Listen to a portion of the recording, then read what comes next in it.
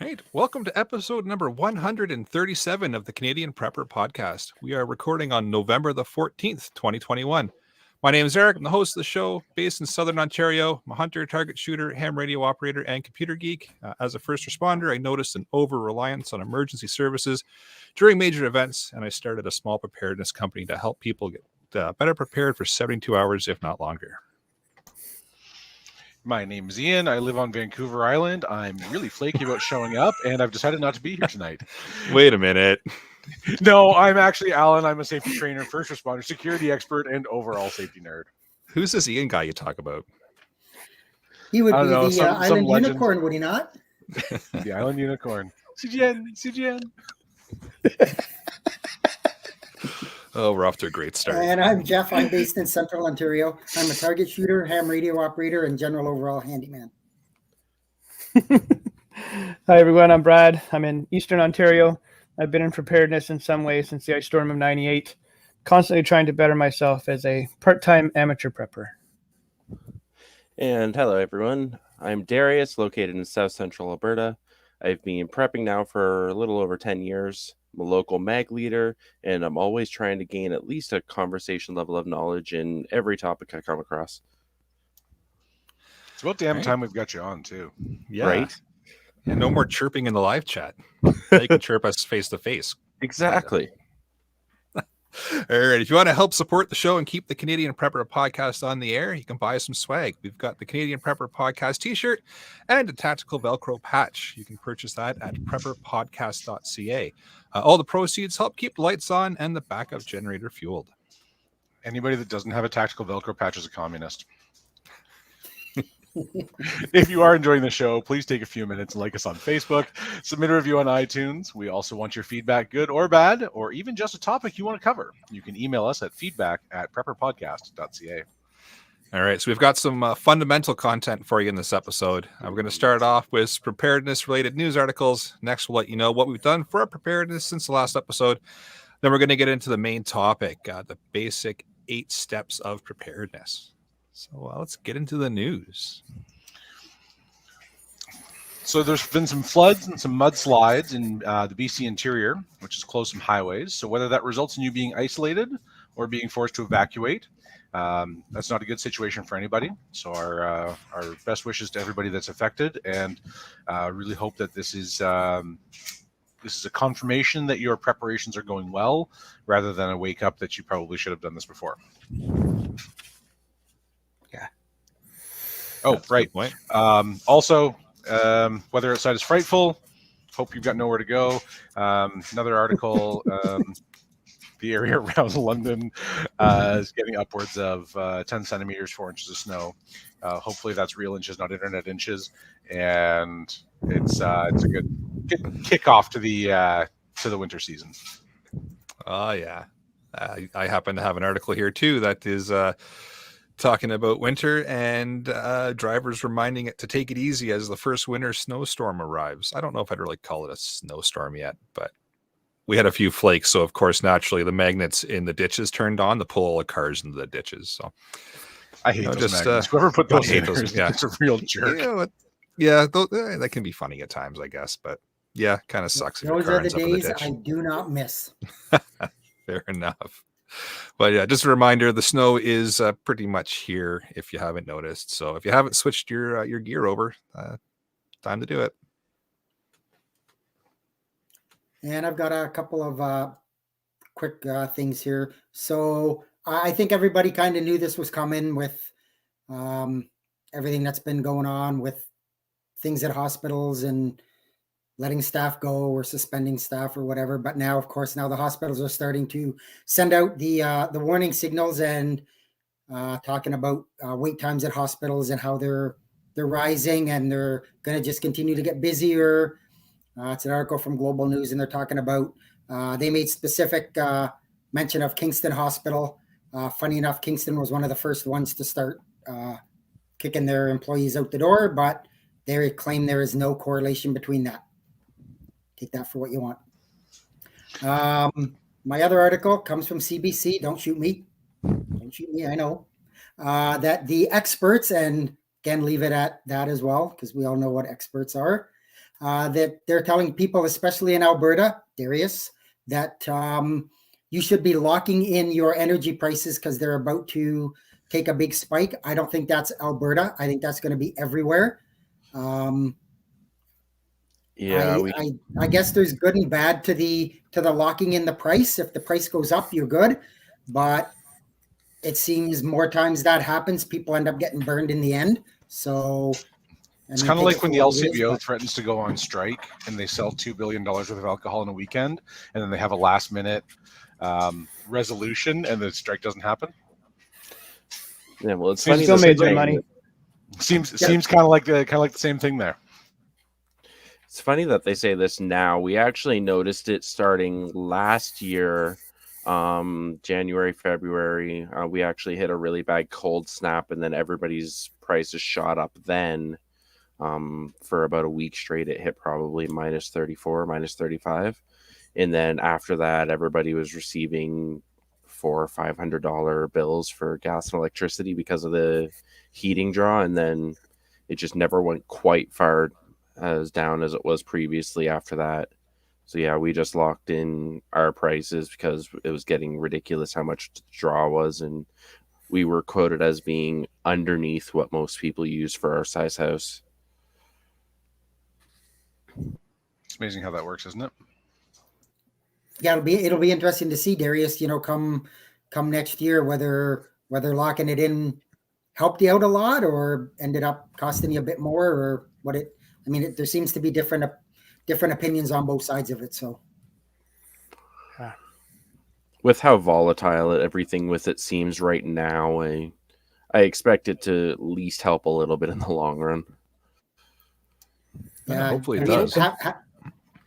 Half the time your bill isn't the actual gas or electricity you use; it's all of the other fees, like your delivery charge and all that other stuff that usually makes up like 60% of your bill anyway. So, yep. All right, so move into what we've done lately for preps.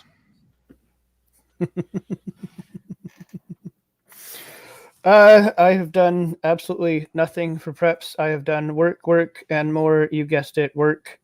It is now the really, really busy season in my industry of logistics and whatnot around the area I live in. So it's just go, go, go. I've last week I did 3 11-hour days, a 10-hour day, and a 9-hour day. Oof. It's a lot of hours. Yeah. Part-time job too. Yeah. What's that? I remember my first part-time job too. You're funny. Oh, here we go. Here we go. Oh. yeah. I saw that there was actually UPS was like putting out Kijiji ads, and they're hiring people to just go move people through in malls.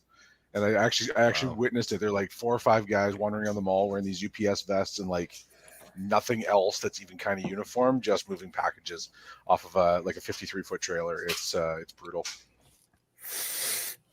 Yep, I will agree with that.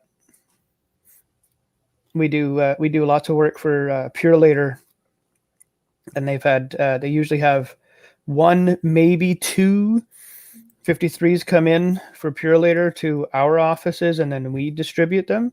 And in the last 2 weeks, they've had dispatch said at one point there was 4 in the yard in one day.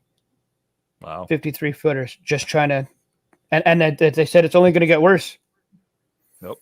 They're hiring anybody to deliver packages. But we keep buying stuff on Amazon. Yep. That we do. Which seems odd because they're all complaining about the supply chain breakdown and all the ships that are sitting there and they can't get them unloaded and there's no drivers and there's no trailers. And now you're saying they're coming like crazy and you can't keep up. Yep. Yeah. Almost as if we're being misled by the media. No. That would never happen. happen. I don't know if I've ever accused of that out loud before, but Is that your inside voice again? Oh boy. I don't have an inside voice. Who is this guy and why is he on the podcast? Hey, Jeff. Well, I didn't do a lot. I spent a couple of days of training for my just my upcoming winter job. And I started some firewood prep already for next year. The person I got some wood from was gracious to drop it off. I'm not going to turn it away. It's free. Never know when you're going to need it. So that's about all I've done. Yeah, that's all right.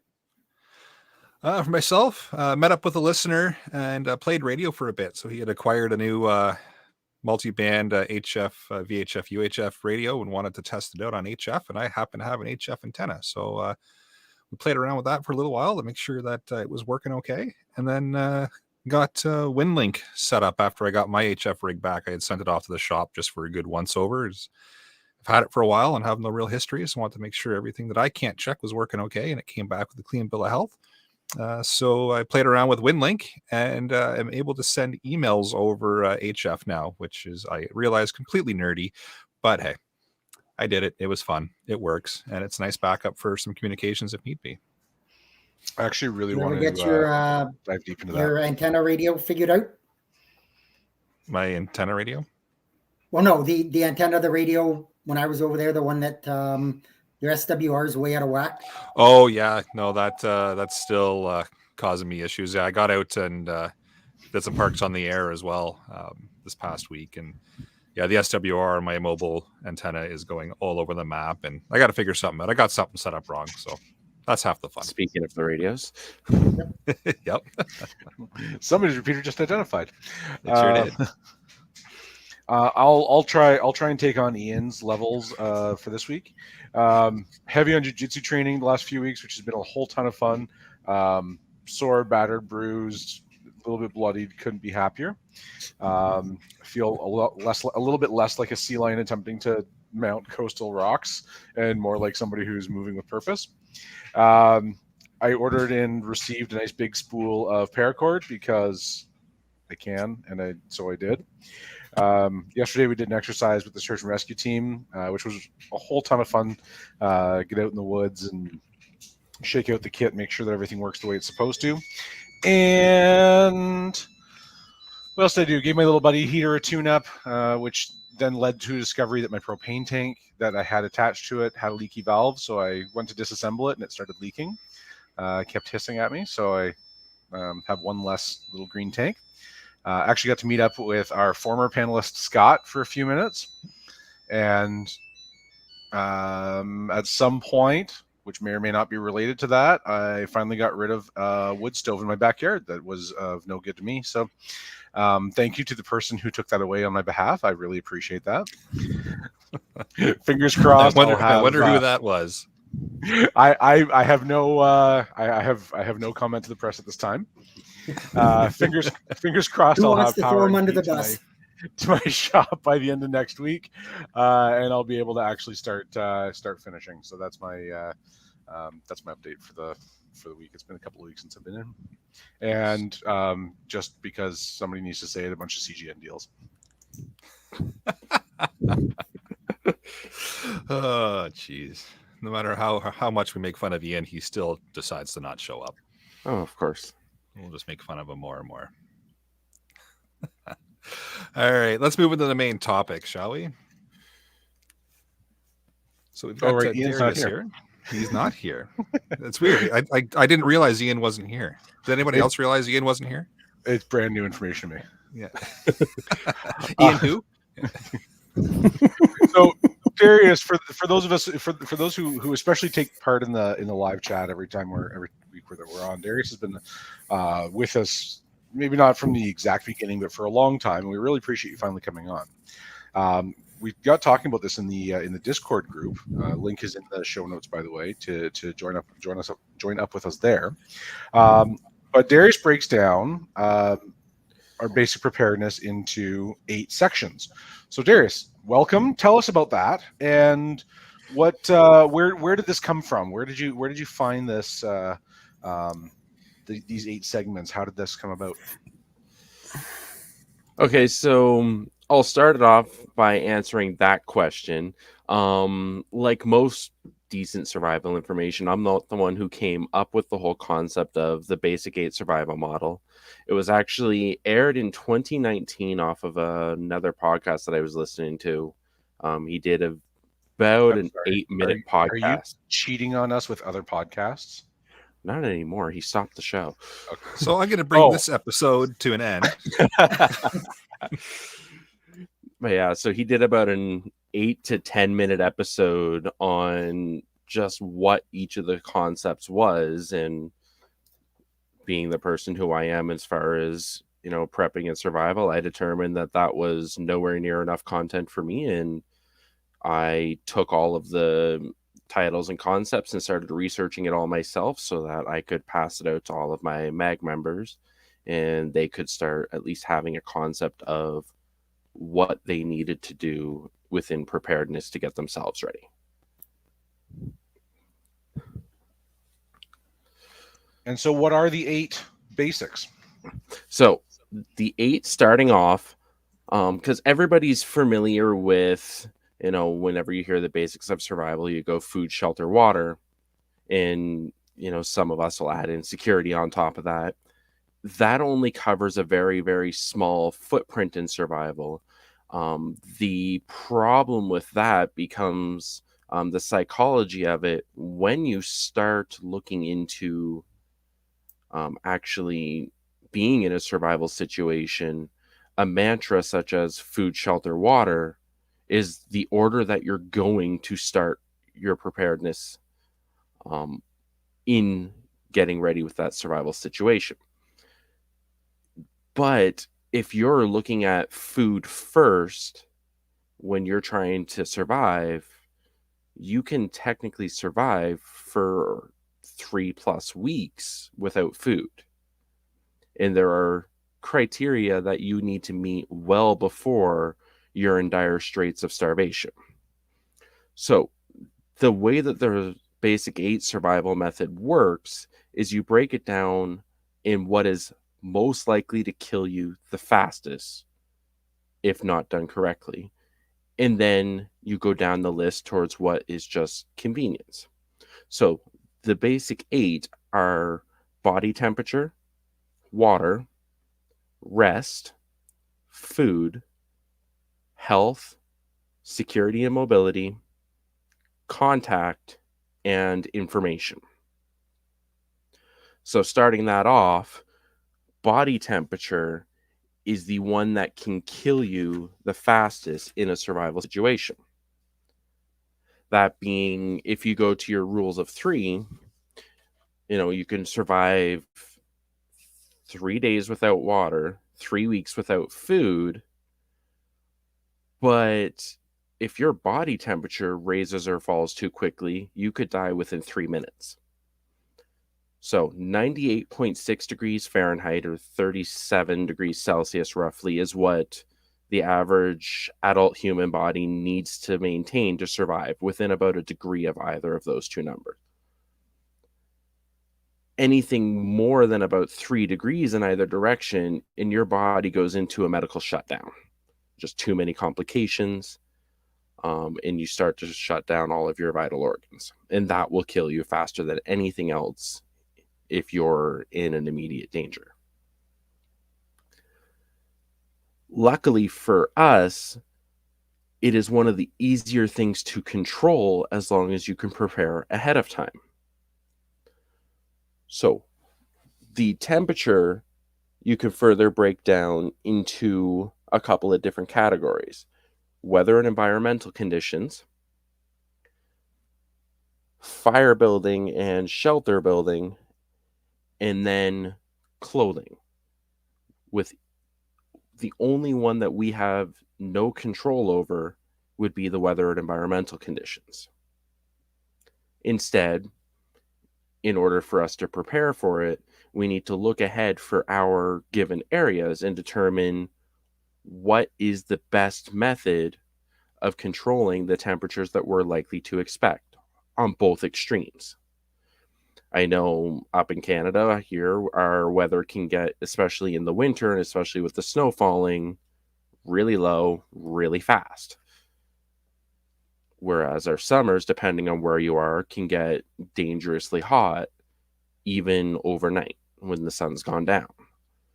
So those are all things that we establish for our particular area, and then we can determine what kind of shelters we need, what kind of clothing we need to mitigate the effects of weather in those areas. So the next thing for going down for body temperature would be fire building. It's the most surefire way, especially for cold weather, to warm yourself up in a hurry.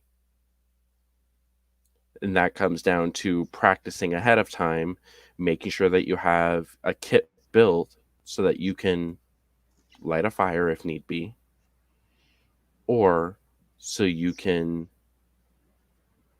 learn the methods ahead of time for building fires out of, objects that we've talked about on here previously: flint and steel, how to make a fire bow, how to do a fire plow if nobody's ever done that, right? All these different methods and And practice ahead.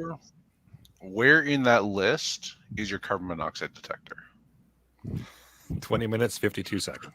Sorry, guys, it's the only place I could think of I'll let you out there. to put it in.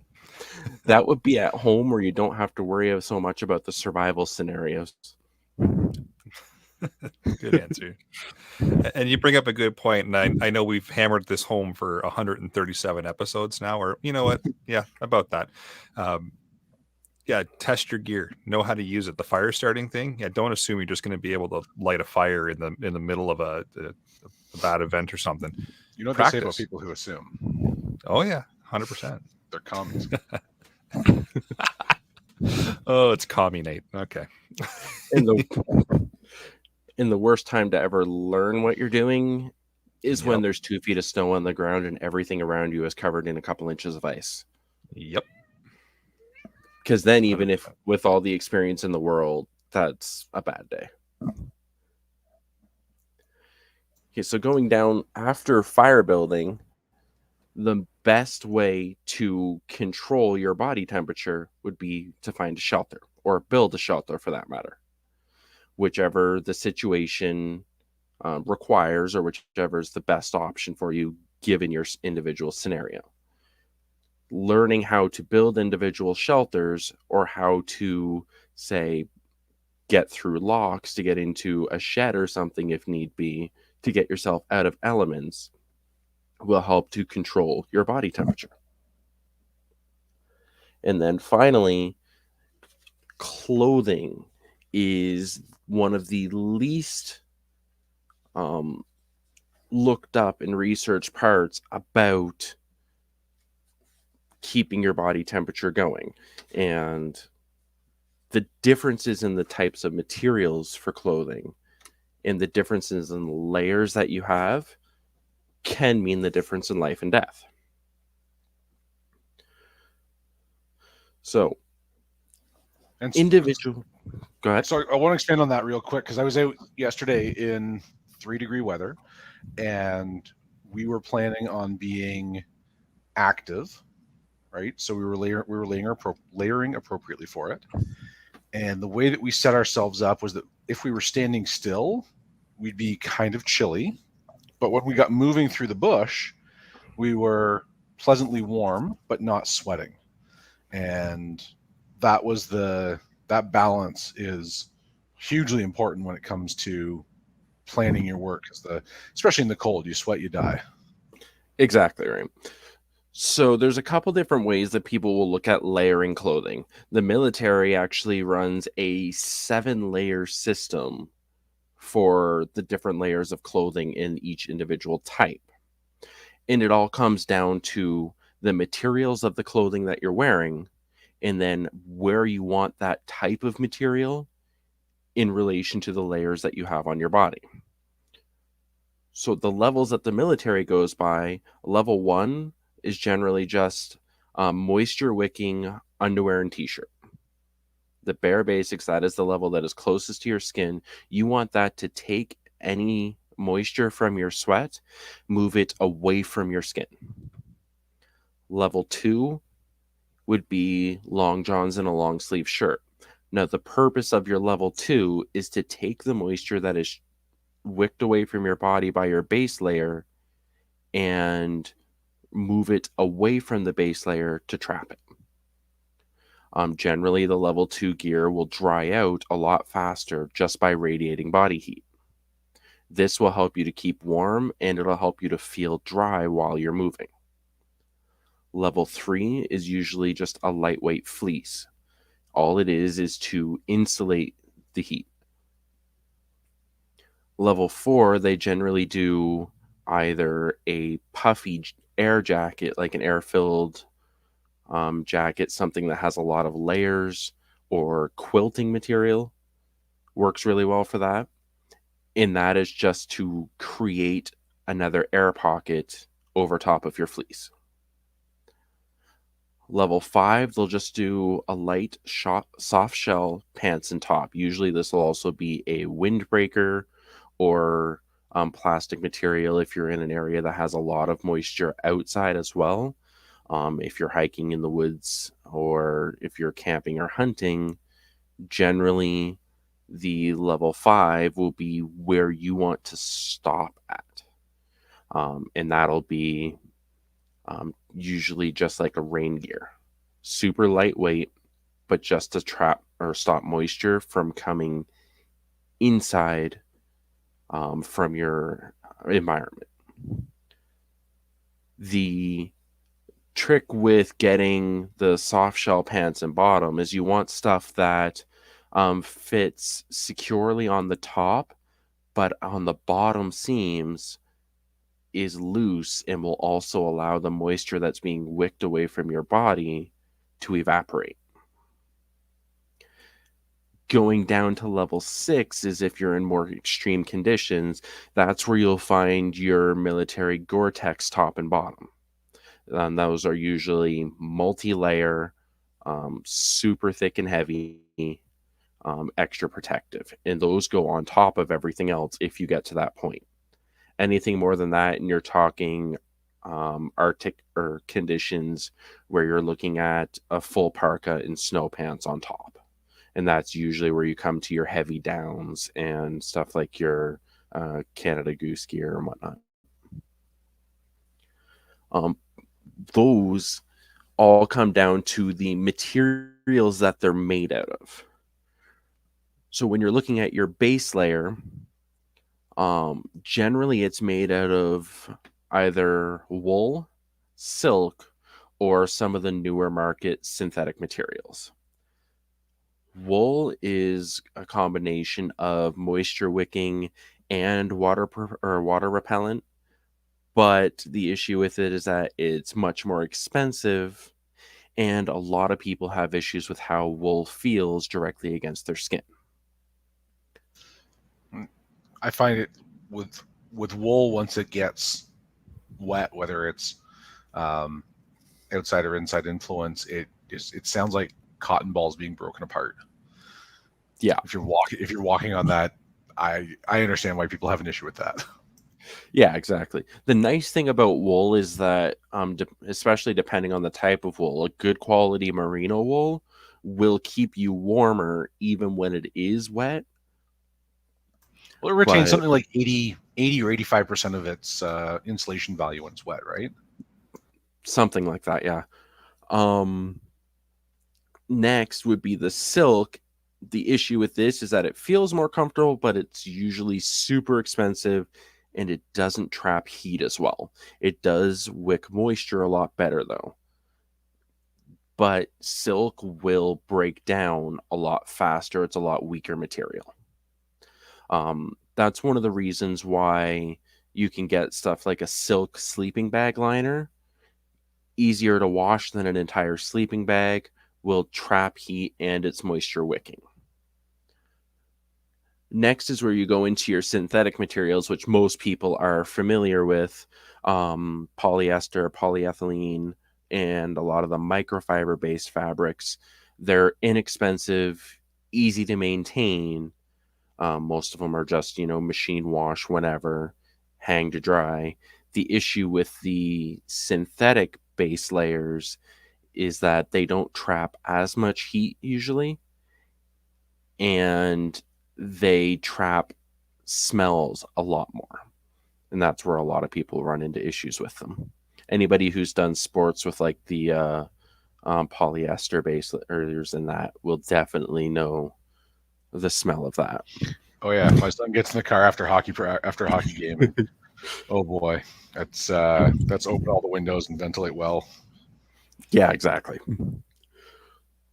So once you're done with your base layer, you need to go up one more step, and that would be your in the case of the military, they're level 2 systems, but it's your insulating layers. The purpose of that would be to take the moisture away from your base layer and to start trapping your body heat, and that will allow both layers to properly dry. Generally, your insulating layer is either made with wool, fleece, down, or some of the newer ones, it's your synthetic fiber fills, such as the polyester batting and fiber. With the insulation layer, a lot of that comes down to what you're most comfortable wearing, and the thickness that you're looking for.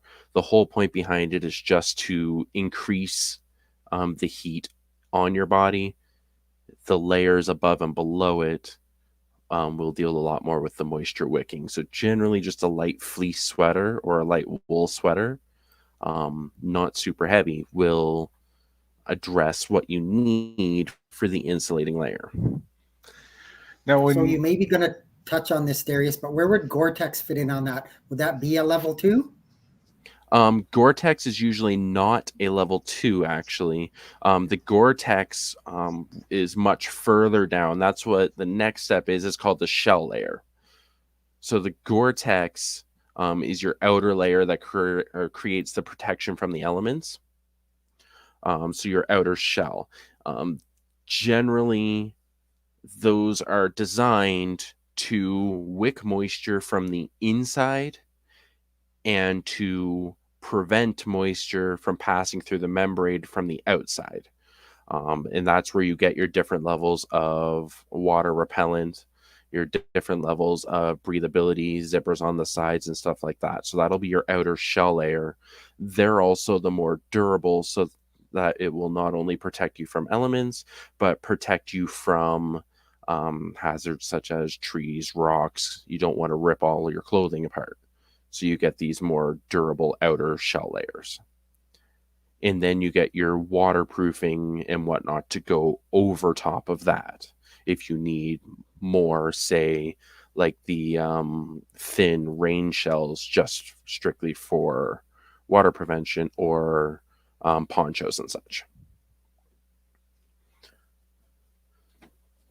So once you get all of the clothing taken care of, the one thing that you need to be aware of, and it is one of the cheapest things on the market to get, but one of the most dangerous, is all of the different clothing materials that are either entirely or partially cotton. They're all over the place, and it is one of the biggest hazards of choosing clothing for being out in the woods or hunting or survival situations. Cotton, while it feels nice against the skin, in most cases, will not wick water properly. It traps it instead. And then it requires more heat and energy to dry out. So if you're stuck in a survival situation, that cotton will just build up on the clothing and press it against your skin, leaching your heat out. You generally only want to have mostly cotton clothing if you're in very, very hot climates where you want the extra moisture against your skin to help prevent you from dehydrating. we always have a rule that cotton is rotten, especially with socks. Yes. It'll rot your skin right off you. That was one of the major causes of trench foot during the wars. Yeah, exactly. So once the body temperature is taken care of through all of these methods, we go into the next most important on your list. And that one's the one that'll kill you in 3 days without, and that's water. Now, for example here, I have this one written down because I thought it was a really good kind of scenario. And it's sometimes you can be subtle and you don't even realize it. You're walking down the street in the summer sun, enjoying the nice cold breeze on your face, You glance over to read the sign ahead to tell you how much further you have to go. Then you look at a house, you look back at the sign and realize you didn't actually read it before. I know it's happened to all of us a bunch of times. And then you read back at the sign again so that you understand what it said. You focus on it, understand what it's actually telling you, and figure out where you have to go.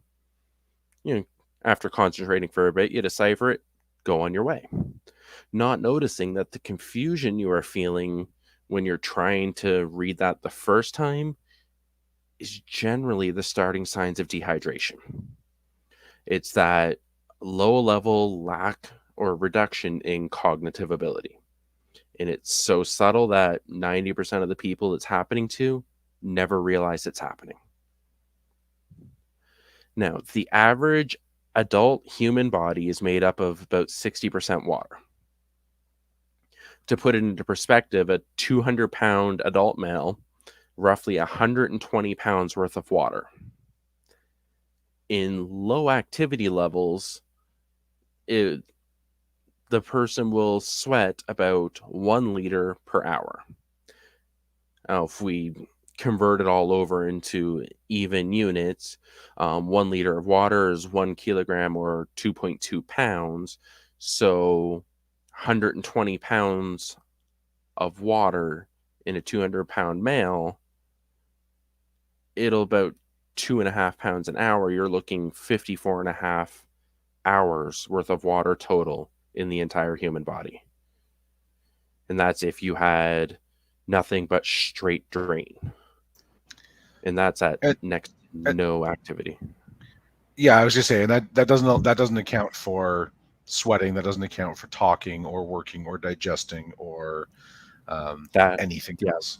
That level, the 54.5 hours, is just sitting and doing nothing until you dehydrate to death. Now, if you were to change that to a higher level of activity where you're sweating an average of 3+ liters per hour, do the same math out and you're working at 18 hours before you completely dehydrate, unless you are doing stuff to replenish your fluids. Now, these numbers and times reflect just sweating with no water intake at all. Add in the difference for using washrooms if you are injured and you're bleeding or any other bodily functions, and that number goes down even more drastically. So most people, myself included, are walking around almost perpetually in a state of partial dehydration. I just cannot drink enough water in the day to help me stay fully hydrated, and that's something that I've been working on. It's not practical or feasible for most people in a survival situation to carry around enough water to replace what they are using consistently to the required levels that they need to. How many life That straws being do you said, Oh, that's a life good straw job is at the end. just one. One life straw, and then in my hunting gear I have one and a couple of the other different styles of filters and purification tabs. I'll just throw Sawyer out there for Ian, just because. I was just digging on Ian because he hates life straws with an absolute passion. Maybe we'll send him a the couple. Sawyer Mini's the other one that I carry. I don't use the life straw. I prefer the Sawyer Mini as I'm going, but the life straw I have as a backup because it's a convenient one to just throw in the bottom of a bag and forget about until you need it. So yeah, that actually leads directly into where I was going with that. Is part of that preparedness is to learn how to purify water, not just through like handheld filters or boiling water ahead of time, but all the different ways that you can set up filters in an emergency. One of the things that you can do, and a lot of people don't realize it also, is if you have a fire going, build yourself a charcoal silt strainer for water. In an emergency, if you don't have the ability to fully filter everything, it will be better than nothing at all. Once you have water taken care of, the third one is rest, not actually food yet. So when you come down to rest,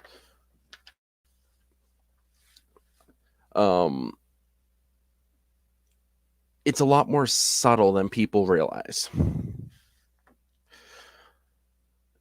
Not enough rest will be the biggest cause of death in most survival situations. This is a direct result in the cognitive decline of not getting enough sleep. So rather than, dehydrating, what you're going to find is the issue is that you'll just start making small, stupid mistakes. And it's those mistakes that will be the most dangerous to you. Poor decision making, ultimately leading to a higher risk of injury or death.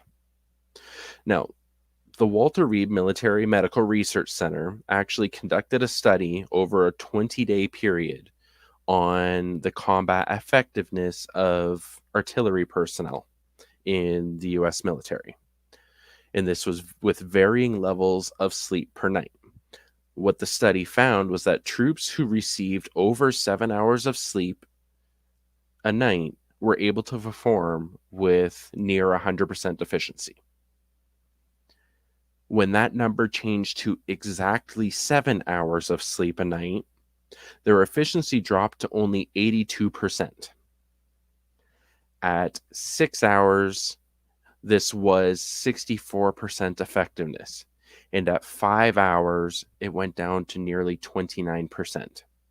That's just 5 hours of sleep a night in troops who were combat conditioned. What this That's tells an us is interesting that, study. it's ridiculous at how people who are used to that level of sleep don't even notice or realize what's going on. Yeah. Then you add that in with dehydration, and you got a huge mess. Exactly. And it dominoes so fast that people don't realize what's going on. You start to feel the effects of physical fatigue. So with this study, what they did find was that by the time people start to feel the effects of physical fatigue, they're already past the point where mental fatigue was hampering their ability to make proper decisions. And that would be the key factor, because most of us don't realize until, we're physically tired that there's an issue going on. By that point, we could have been hours worth of the cognitive abilities having drastically declined. Now, it also accounts for mental fatigue, and that's why in most bag loadouts and stuff like that, everybody will tell you, grab a deck of cards. Grab something to help you relax. You cannot stay keyed on and focused, perpetually surrounded by everything that's going on nonstop. If you don't relax, you will actually suffer similar effects to as if you're not sleeping. And a lot of people don't realize that level of it. Finally, once those three main topics are covered is when we get down to our actual food. And while not as subtle as dehydration nor as quick, the hunger can play tricks on the mind just due to calorie loss. Average human body requires approximately 2,000 calories while not doing anything, and upwards of 4,000 calories while active every day. This leads us into, if you are not receiving the level of calories required for you to function properly, you'll start noticing the stages of starvation. 3 separate stages of starvation. Phase 1 is when the sugar levels in your blood start to plummet. and the body will start to just work through everything that you currently have in your stomach and in your blood, draining all the nutrient and energy from That's when we start getting hangry. Mars Corporation got it right. You're not yourself when you're hungry. Have a Snickers. it. Yeah, exactly. Once that process is done, and that can go on for a little bit, you start hitting phase 2 of starvation. Phase 2, which might actually last for several weeks, is where your body starts processing individual fats into energy instead. Your liver metabolizes fatty acids into ketone bodies, which are then transferred directly into energy for your body. After approximately a week of fasting, a person's brain will actually start to use ketone bodies as well as glucose for sources of energy. Proteins not essential for survival are used by your body first. And this is just to help to reserve all the energy that your body can. This is where you start to see your severe mental states, depression, anxiety, irritability, mood swings, really bad negative emotional reactions, no enthusiasm or motivation to do anything. And this is where you start to see that real bad danger level. And again, this can spread over 3 weeks or more. You will also start seeing physical signs of stuff like this happening. Besides the lack of energy, shrinking muscles, your body temperature will start to fluctuate significantly, and your heart and lungs will actually start to shrink. While that's not noticeable from the outside, it becomes even more hard on your body as a result of that. Finally, when you hit phase 3 of starvation, that's when the body's fat reserves are completely depleted. You switch to proteins as a major source of a person's energy, which muscles is the biggest source of protein. So that's when your body will start dissolving your muscles to have enough energy to keep your heart and lungs and brain going. Once you hit that point, it is super hard to get back from it, generally requiring extensive long-term medical care. So determining what's going on with your food levels, with your calorie intakes, and not letting it get to that level of starvation in the first place is the whole point of preparing for it ahead of time with this. And then just knowing the signs of what to look for as far as hitting stage 2 of the phases of starvation and countering it at that point. Once we're done with food, so just quickly recapping with that, that is where you need to start learning your hunting, fishing, trapping techniques, and just paying attention to what the calorie intake in all of the food you're taking with you are, and whether they are good for the level of activity that you're doing. Once you're done that, the next section is health. Health, we've covered a lot here, especially with Bones and Amy. It is all about your medical abilities, your level of training, and whether you have the materials required to meet that level of training. And that's for you as well as your group, which was covered just a little while ago by everyone here. So I won't go too much further into that one because that's covered frequently. Security and mobility is the 6th level of basic preparedness. This comes down to, are you safe in the situation that you're currently in? Are you aware of what is going on? And if not, are you able to leave the situation? with the security can also be broken down into short-term versus long-term. If you're in a short-term scenario like a hunting accident, security can be covered based off of, say, are you safe from potential animal attacks? Have you moved food away from your camp? If you're in, a longer scenario, such as something like a Red Dawn, or any of the more drastic scenarios that people can come up with, then it could be, are you living out of a camp, and do you have patrols around your camp that you've set up? Do you have networks around you to let you know if something's going on? And how alert are the people who are keeping monitoring? Will they notice the slight changes going on around them? There's actually, with this, a layer system called concentric rings.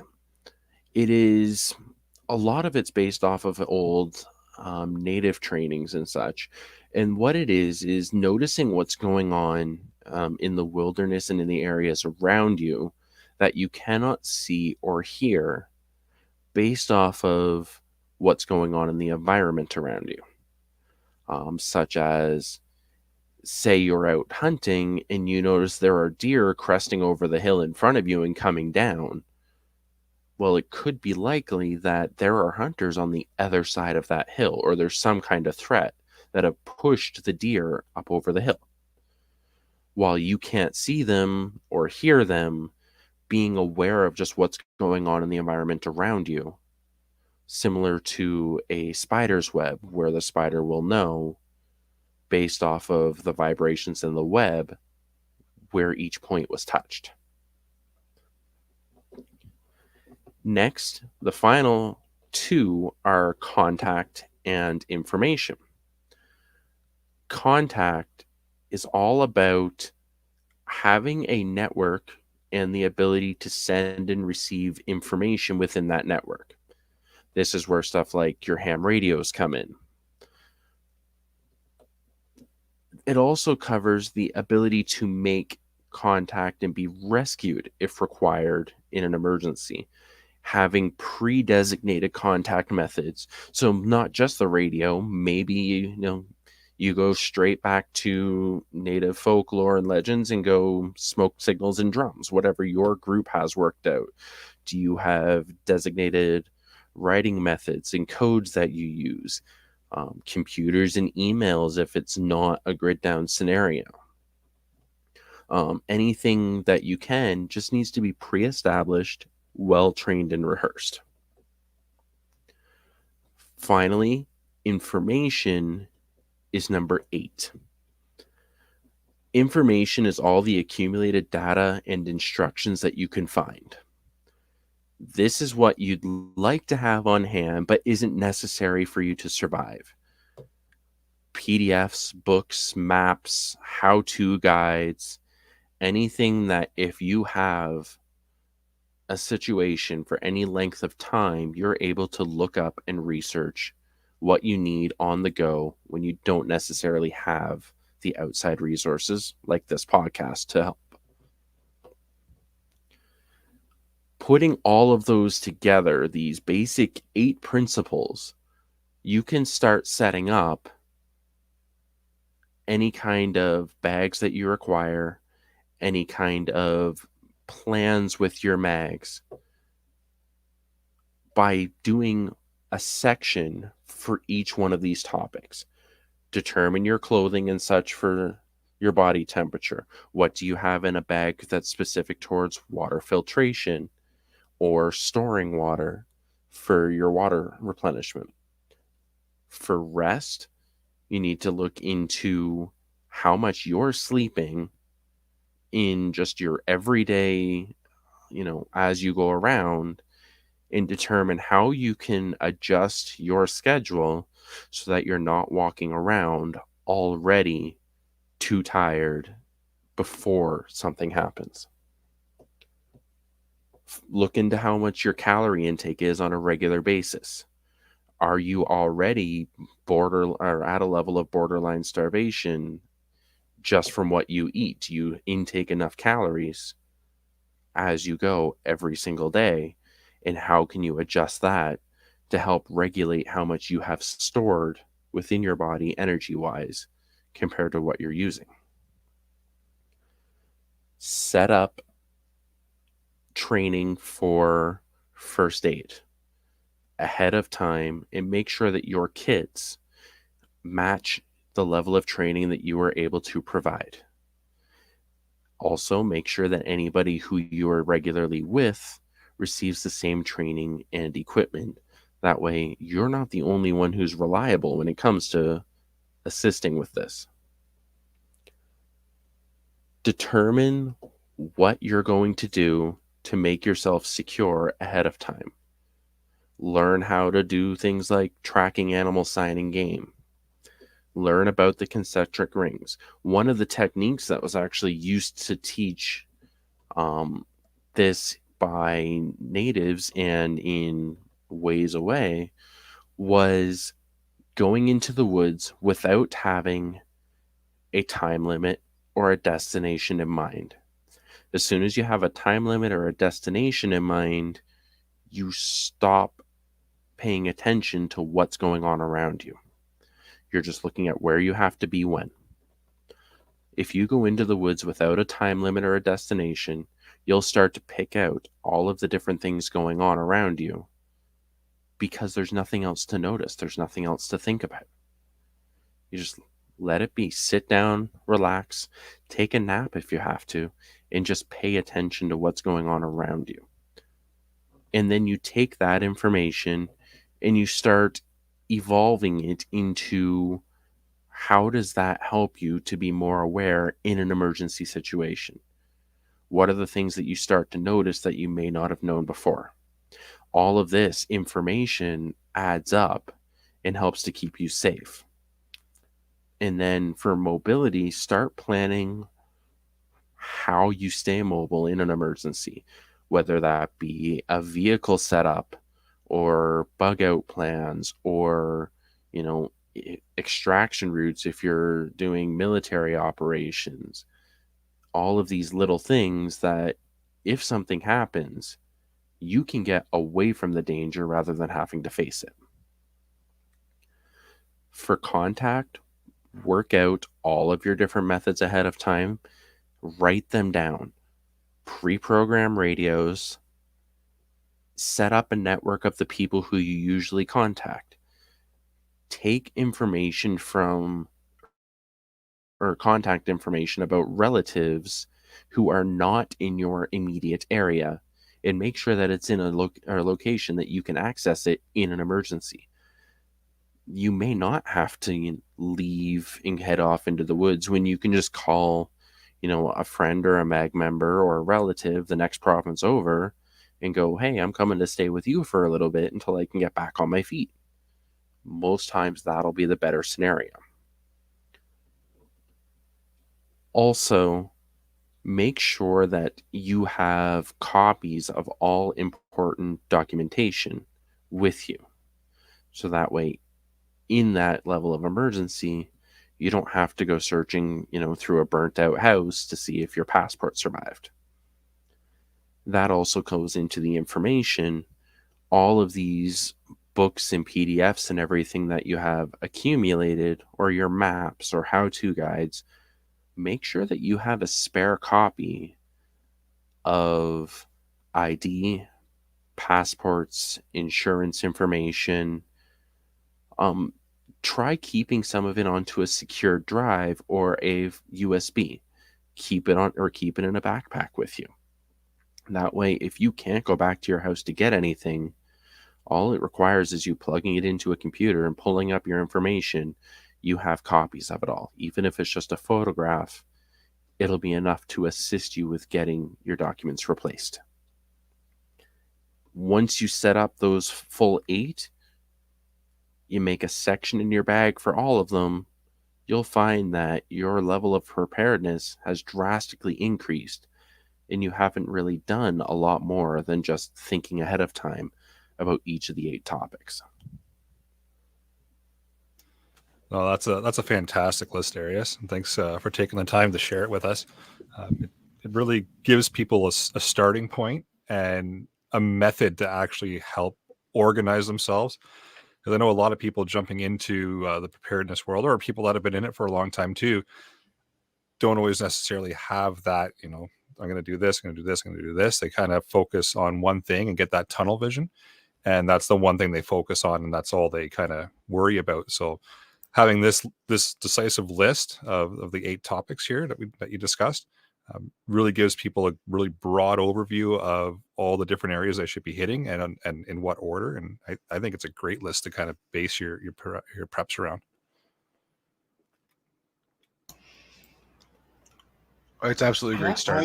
I agree. I'm not going to throw shade on this. It's a great list. I would kind of think, at least in my mind, number 7 should be a little bit further up the list. I'm always big on situational awareness, and I mean, yeah, it's great to have food and have all that, but if there's roving packs and they show up and steal it all, it's not going to do you any good. And also, I mean, like you say, a relative may not be in the same position you're in, but if they're way down the list, to make contact with them and say, hey, just an FYI, this has happened or that's happened. If I don't reach out to you, this is what's going on.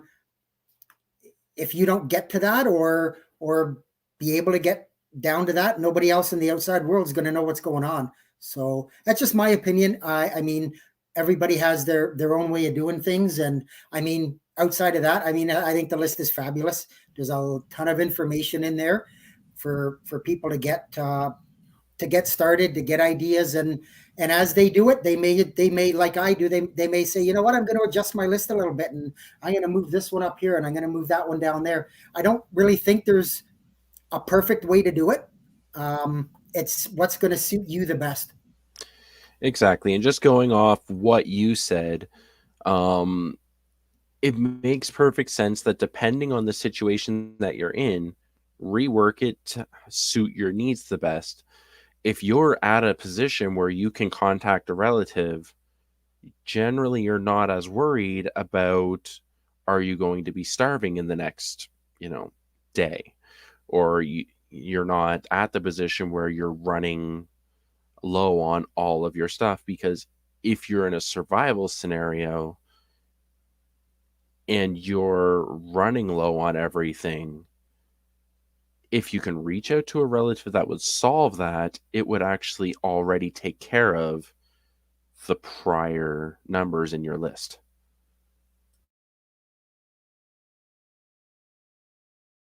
Yeah, I think that's a great point. And with everything in the preparedness world, what works for one person might not necessarily work for the other. And don't be afraid to change things around here and there to fit what you think you need to do. Because we can't sit here and tell you this is how you have to do it. Because we don't know what your exact situation is, or what your exact scenario is, or what it is that your preparedness plan is preparing you for.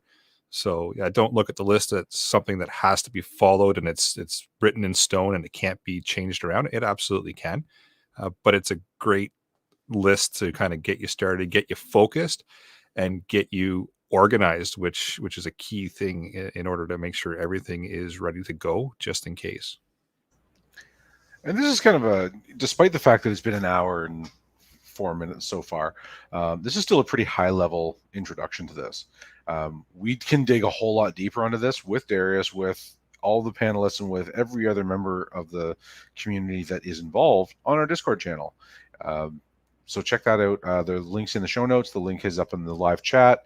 Hit us up with an email if you want access to it, whatever it is. But there's a lot more to learn, right? There's always more to learn, and I know, like we've taught when we were talking about this as a subject in the Discord, Darious had significantly more information that we had to pare down in order to fit it into one episode. Yeah, there's been a lot of good talk about this in the Discord group, and a whole bunch of other things as well. So I just put the link in the live chat there if anybody's interested or hasn't joined it yet. But yeah, we can definitely dive down a whole lot of rabbit holes here with the topic that we discussed tonight. But like Alan said, we've just kind of done a brief overview of it to get your mind thinking and give you kind of an outline or somewhere to start, because that's usually a good question, or a pretty popular question that always comes up is, where do I start and how can I make sure that I have everything I need? And these 8 steps just completely outline pretty much, with a couple of changes here and there, depending on your situation, what you're going to need. Well, and I think the 8 are required no matter what, but they're going to be easier to fill for some than others, right? If you have family nearby, that's going to tick off that box really quickly compared to somebody who has, miles and miles to travel. Same thing if you've got, a well in your basement for some reason, that's going to make your water a whole lot easier as long as you're home. So you make your water a whole lot easier than somebody who has to maybe travel several miles to a natural source, bring water back, and then purify it for drinking.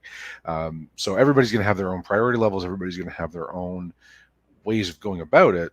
But these 8 are I think Darius got it right. That's the basics of every preparedness plan overall. Yeah, totally agree. Anybody else on the panel have anything else they'd like to add? No, the only thing that I wanted to mention that I'm glad Darius touched on it. It seems something that I've noticed a lot of, not a lot, but some of the plans people have and whatever is they don't look at the shelter side of it. I know he mentioned the 3s. He said 3 minutes for the. I've always been taught 3 hours without shelter. You can be good for 3 hours without shelter. So in a case where you've got to hike out on foot and wherever you're going is 6 hours away, you should expect that somewhere in that travel, you're going to need to find shelter for, either to get out of the sun, get out of the rain, get out of the snow, warm yourself up, whatever. But you can't just be out in the middle of nowhere for all of those hours and expect that you're going to be fine. And I find that is something that is lacking, and I'm really glad Darius brought that up, because that's a big point for me. I'll agree with you on that, Jeff. And that priority level changes really drastically too, depending on your environment. If you check out Dr. Giesbrick at Coldwater Boot Camp, he goes through the 1-10-1 principle, right? If you go into cold water, you get 10 minutes of meaningful movement before hypothermia sets in, and then an hour before it kills you. So if you're wet and cold, and the colder you are and the wetter you are, the faster those 3 hours creep up on you, right? The faster the need for that shelter creeps up on you. So even within your region, your particular situation is going to be dependent on where you are and what you're doing, how high a priority one of those things takes over another. And that's kind of leads back to a podcast we had a while ago where when we talked about that and the bug in, bug out scenario, and saying if you're bugging out, know where you're going, have already scouted it to know from point A to point B and where you're going to go. Does it bring you, it's great to check it out in the middle of August when it's dry, but if you got a bug out in the middle of September after it's rained for 4 days, are you all of a sudden trudging through 2 feet of water? So, that's one of those things. Oh, that's a good point. It all comes down to planning, right? And that's where these 8 steps just fill everything in very nicely. All right, shall we move into the podcast challenge? Your challenge for this week: give some thought to expanding your basic levels of preparedness. Try and cover a little of each of the 8 points as they apply to your situation. You can tell us what you've done in as much or as little detail as you like. Feedback at prepperpodcast.ca, or join us on the Discord group, the Discord server. We have a specific group in there for the podcast challenge. We'd love to hear from you. All right. And for upcoming events, Ragnarok Tactical is hosting their map reading and land navigation course again. It's held in the Mississauga, Ontario area, and it's running December 4th and 5th. Check out ragnaroktactical.ca. And then in the top menu there's a link for upcoming courses, and then you can register there. So check that out if you've got some time over those couple of days. It's a good course. So let's move into If some you are- shout outs. Sorry, before we move up past the upcoming events, I forgot to put it in the notes. If as we talked about medical training, if you are interested in upgrading your training a little bit, we're running a Red Cross emergency medical responder program, hopefully January, February, in the London area. If you're in southwestern Ontario or you want to visit, drop me a line and we will get you registered. Awesome. Now we can move in the shout outs. So my buddy Martin, he's a jiu-jitsu guy, kicked some serious ass in Las Vegas last night, brought home a gold medal. So I can now say that I train with a world champion, and that's pretty damn cool. Can't wait for you to get back and hear all about it, Marty. Have a great one. Awesome. Just quick shout out to Darius. Thank you so much for taking an hour and change out of your time tonight to talk about these 8 steps. As I know it's going to be a huge benefit to everybody that takes them on and starts to organize the preparedness. So thanks for coming out tonight, and thanks for chirping us in the live chat for the last while. Yeah, no problem. Absolutely and I love hope every you single come message. more often. Yeah, thanks, man. Yeah, I wanted to as well thank Darius for coming out, and I'll give a shout out to my buddy Devin at Sugarbush Tree Service for providing me my firewood. Awesome. Well, with that, I will bring episode number 137 of the Canadian Prepper Podcast to an end. You can find the podcast on iTunes, Podbean, Spotify, or, of course, your favorite podcast app. Please submit a review. It does help people find us. And we do record these shows live on Facebook and YouTube. If you want an early peek at the show, please subscribe to the YouTube channel, Canadian Prepper Podcast, and click the notifications tab. Gives you an alert when we're going live. Give us a like on Facebook. Same deal. Those notifications will let you know when we're going live. If you want to get me directly, I'm at alan@prepperpodcast.ca or in the Discord server as Safety Nerd. And you forgot that's Alan with 1 L. You know, if Just- they don't just know to by clarify. now, they don't know. There's nothing I'm gonna say is gonna change that. Come on, it's just like the carbon monoxide. You got to tell them every week, you know. All right, Jeff, where And can if everybody anybody get you? wants to reach me, you can just get me at feedback@prepperpodcast.ca. And then if I feel like it, I'll forward it to Jeff. I can be reached at monkman038@gmail.com. And if anybody needs to reach me, just hop on over to the Prepper Podcast Discord channel, and I'm there pretty much night and day every day. Yeah, what the hell? There's All times right, I've woken up really early and I've noticed that you've put lots of comments in while I was sleeping, wondering, when the heck do you sleep? it's in his list there. Okay. All right. So you can check out rapidsurvival.com and get me there in the live chat. You can also email me at feedback@prepperpodcast.ca. Thanks for joining us this evening. And until next time, be prepared, stay safe. And keep learning.